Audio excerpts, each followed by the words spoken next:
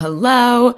Happy Friday. This is State Senator Mallory McMorrow, and this virtual coffee hour is actually pre-recorded. So I'm recording this on Thursday. By the time you watch this on Friday, I unfortunately will be unavailable this week because I will be meeting with Dr. Jill Biden, the First Lady, which is an incredible honor. And I am so proud to represent our community and be able to meet with the First Lady at OCC. So we wanted to make sure we got a virtual coffee hour out to you, but that does mean that this week, because it's pre-recorded, that live Q&A will not be available this week. But if you are watching and you have any questions, as always, email us. I just dropped the email address right here, senmcmorrow@senate.michigan.gov. If it's something very timely, we'll be sure to get back to you. Or if it's something that you want answered on a future virtual coffee hour, let us know and we'll be happy to do that. So,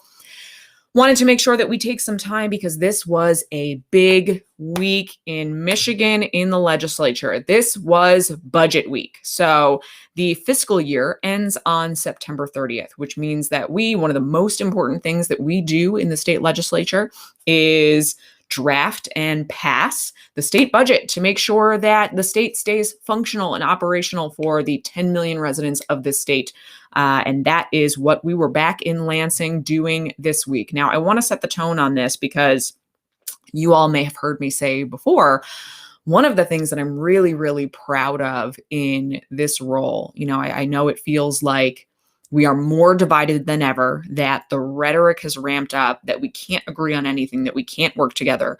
And that does feel frustratingly true many days. But a silver lining throughout my entire time so far in the legislature over the past 3 years has been the budget process. Overwhelmingly, Republicans, Democrats in the governor's office have been incredibly collaborative on this budget process. And the budgets have always passed almost unanimously with huge, broad bipartisan support. And the budgets that we have passed have done an excellent job of funding and prioritizing a lot of the things that we all believe in. So with that, I'm really, really proud that that trend has continued. So I wanted to talk you through what is in the budget, what we were able to additionally help secure for our district, and then touch on a couple of the questions that we have gotten so far about the budget. So top line, I'm going to be doing a lot of reading, and for that, I apologize. This is going to be a longer coffee hour of me just kind of talking at you, especially because it is pre-recorded. So this week, like I said, both the House and the Senate passed a nearly $70 billion state budget for fiscal year 2022. And major highlights include $108.1 million to make 105,000 more children eligible for childcare by increasing the income eligibility to 185% of the federal poverty level through 2023, and then 160% of the poverty level thereafter. The federal poverty level is $26,500 for a family of 4. There's also an additional $13 million to waive parent copays for childcare for fiscal year 2022. And then we have been talking about childcare a lot, and one of the biggest challenges in childcare is there's that disconnect, right, between parents need childcare and childcare needs to be more affordable. But then you talk to childcare providers who say, I don't make enough to make this business work. There are a lot of childcare providers that have shut down. There was a report that came out recently that over the past decade, 5,000 childcare centers have closed, and that is a huge problem. One of the things that is really heartbreaking for me is when we hear of childcare providers who themselves cannot afford childcare. So in addition to the funding for parents to access childcare for their children. There is $158 million in this budget to continue a 30% rate increase for childcare providers, with an additional $222 million for a temporary rate increase. There is $460 million to continue the $2.35 per hour raise for direct care workers, like people who are working with vulnerable residents in nursing homes and other similar venues. There is $36.5 million over the next 3 years to expand the number of childcare spaces for infants and toddlers. And this is also huge. Now that I have an infant who's starting to crawl, she will be a toddler before I know it. We know that taking care of a 6-month-old is so much more challenging and time intensive and cost intensive than maybe caring for a 3 or 4-year-old who's a little bit more independent. So that is huge. There is an additional $800.7 million in stabilization and startup grants for childcare providers, including technical assistance and facility improvements. $30 million for a one-time $1,000 bonus for childcare staff to help childcare facilities and businesses hire qualified people who are passionate about this work and want to do this work. All right, moving on from childcare.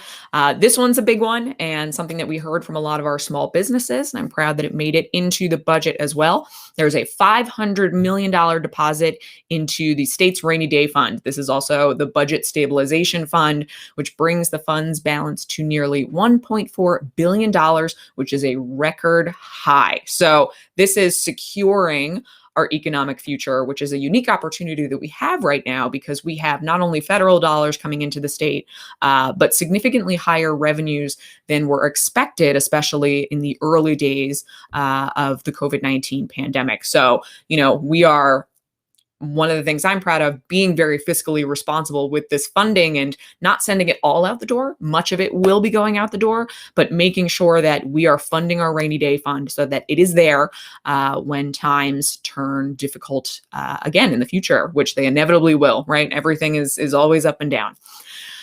Moving on, there is a 1% increase in base funding to states' community colleges and public universities, plus a one-time 4% bump.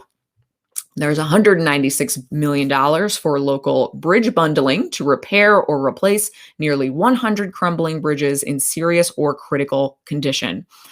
MDOT says bridge bundling involves combining multiple bridge projects under a single contract to streamline permitting and achieve economies of scale. This is something that, infrastructure projects are always expensive, but if we are able to combine and do multiple projects at once, that saves the state money, that saves you money as taxpayers, and make sure that so many of our really scary, damaging bridges that are in bad condition are able to be replaced or repaired.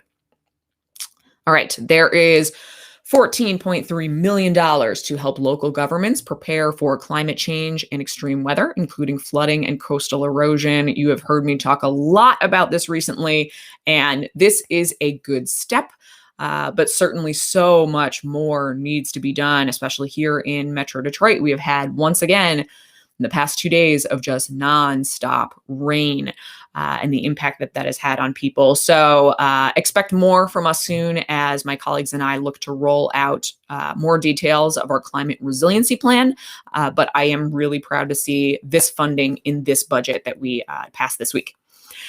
There is also $19 million for dam repairs and replacements to mitigate flooding and hazards caused by dam malfunction, which, again, an issue where there is so much more work to be done, especially as I learned more about the challenges with dams after what happened in Midland last year. Our committee was reviewing that dam collapse. So this is a good step. Again, I'm glad we're putting funding here, and there's a lot more work to be done in the future.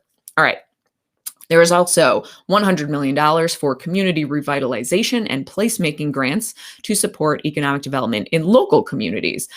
This is a critique that I have heard from a lot of you, and something I've been really vocal about is, when we kind of hear these economic development projects that get all of the attention and news, it's oftentimes, a big package to try to lure a big company into the state. I have said from the get-go that we need to do more to focus on placemaking and develop communities to help support places where people want to live and stay and raise a family, because companies will go to where the talent is. So I'm glad that we have that funding in there.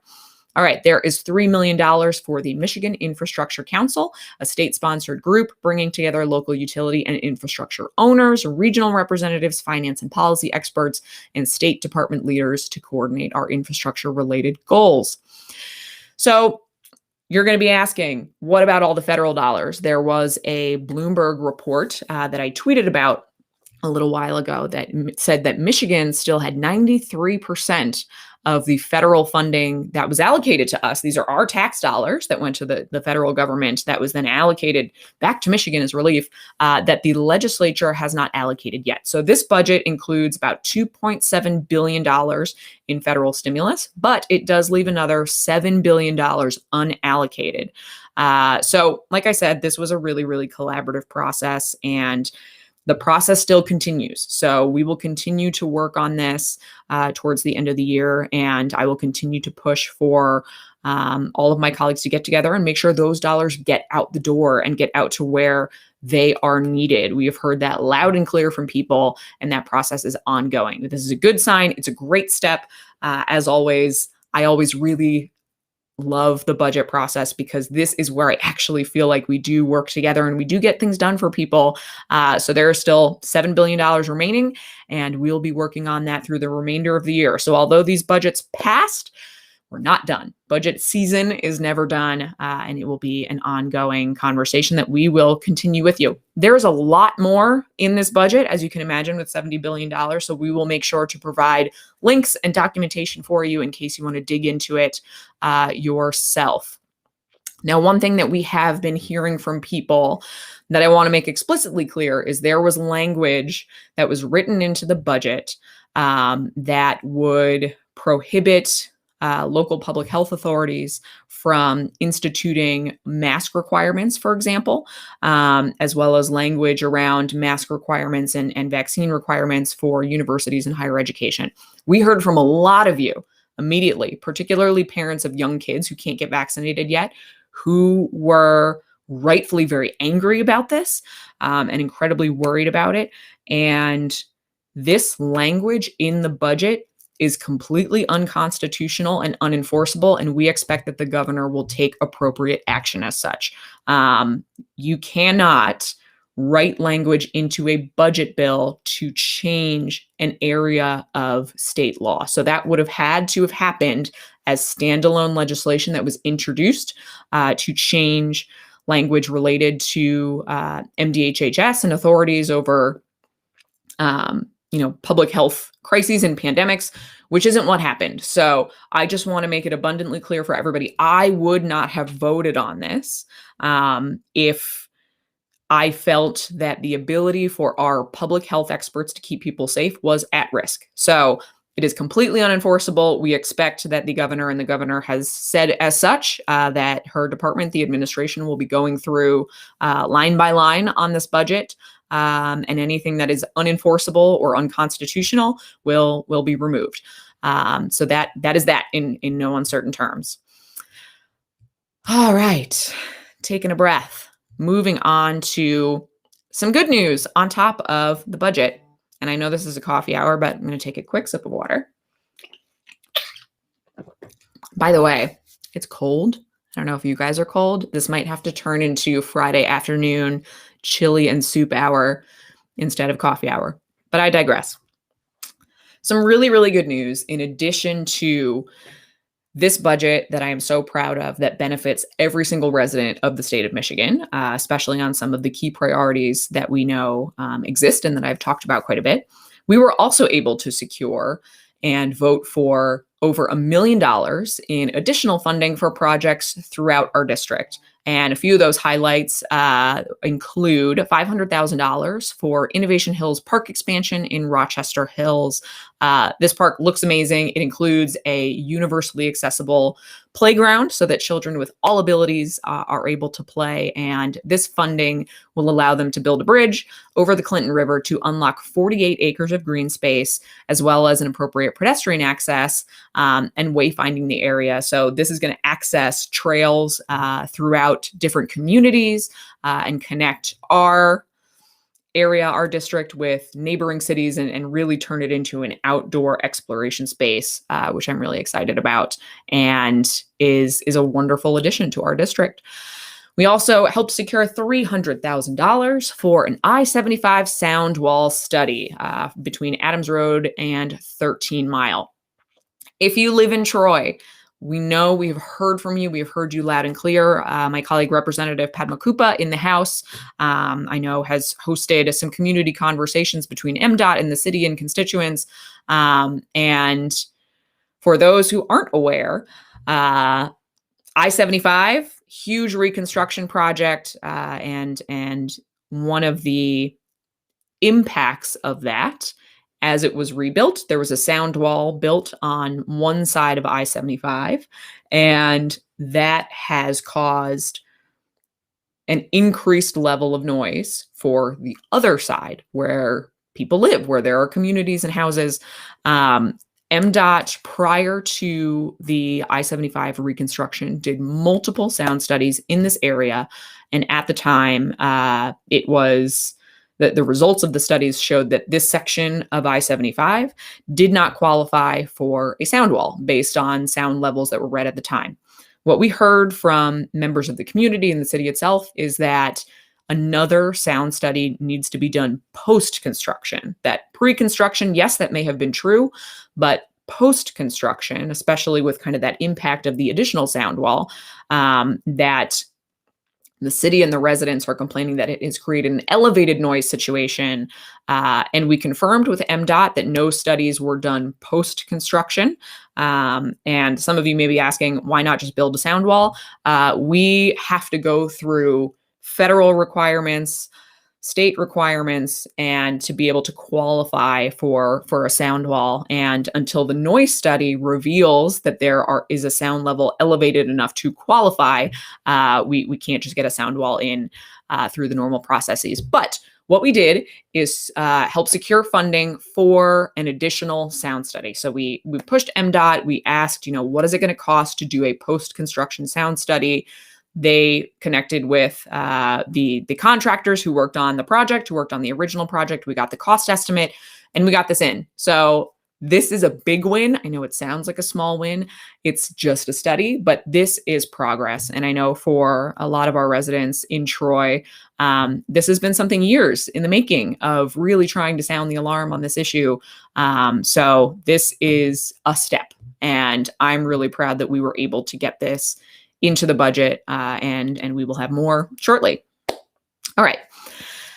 We also, within our district, voted yes on $80,000 for a crosswalk signal in Clawson at South Main and 14 Mile, which sounds like a very small thing, but pedestrian safety is so important. And I love seeing all of the new businesses and the businesses that have been there for a long time in downtown Clawson. It's always a city that I love to say to people from outside of our area, this is a city that punches above its weight. I take Noah out in Clawson many mornings to get coffee, and she sits and waves at traffic now. So if you see me with a baby, wave back. So yeah, that's exciting. And then Representative Ellison and myself both voted and helped secure $50,000 for the World War II Memorial in Royal Oak. This is the memorial that is slated to be built at Woodward and 13 Mile in Memorial Park. This has been a project more than 10 years in the making with many, many people involved. The renderings of what this space will look like are really beautiful and should be a really serene place for people to come and learn about World War II veterans and pay their respects and really just reflect on their sacrifice and what that means for our community and our state and our country. So that brings this project one step closer to fruition. So that's it on the budget. And that's it of me talking. And once again, I do apologize that this week we were unable to be live. So we are not taking live Q&A at this time. But I will drop in our email just in case. Again, if you do have questions, please email us and then let us know. Is this a question you want to be answered in a future coffee hour so we can talk about it? Or is it something you'd like an email response on? And we will certainly get back to you. With that, I hope you have a wonderful weekend. I hope you stay warm that now that we're dropped into the 50s, and stay dry. And we will talk to you very soon.